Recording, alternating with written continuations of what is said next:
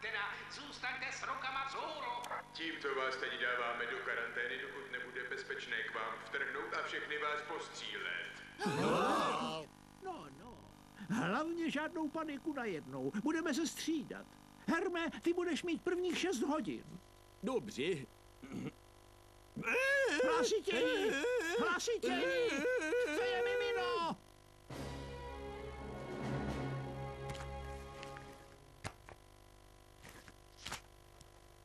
Hele, mám normální rýmu. Přejde mě hned, jak ji vykejchám, vyprskám a vysmrkám. Ne, nepřejde. Rýma zcela zanikla už před 500 lety a lidstvo definitivně ztratilo odolnost vůči jejím účinkům, jenže virus dál přežil v tobě. Byl zmrzlý 1000 let. Takže on se uvnitř mě skrýval? Je to něco jako... Je tohle smrtelné. To nevíme. Může to zabít miliony, anebo nikoho. Myslím, že by Rýma mohla i přivést pár lidí k životu. Vši!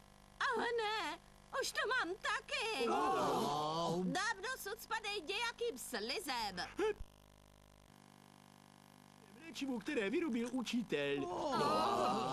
Je, asi mi natékají uzliny. Kašlu na karanténu. Izolační postup.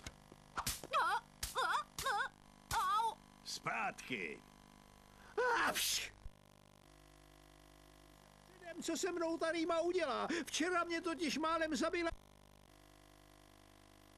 Na vaše nosy, ze kterých vám teče, protože jsem imunní. Právě jen ty budeš...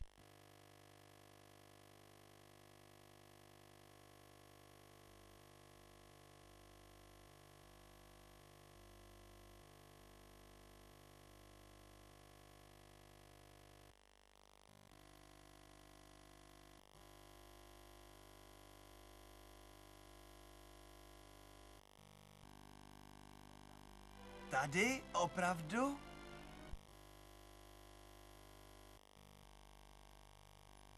Nestretáváme se.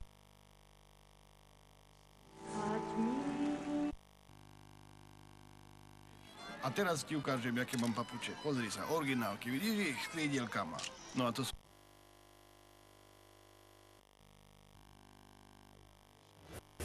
On Discovery Channel.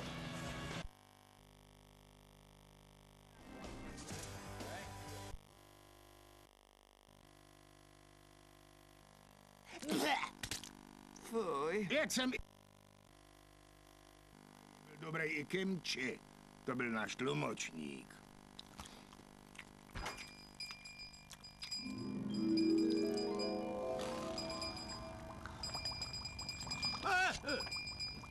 Já už jdu.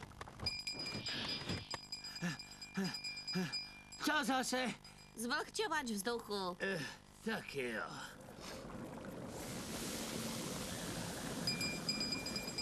Ano, A kde je ten můj kuřecí vývar? kuře, voda, oheň. Poslušej. Tož to jsou muka, ta horečka, ta zimnica, to pocení. Mino, hrozné pocení. Tak a dost. Odchází. Naschlé ve vašich nekrolozích.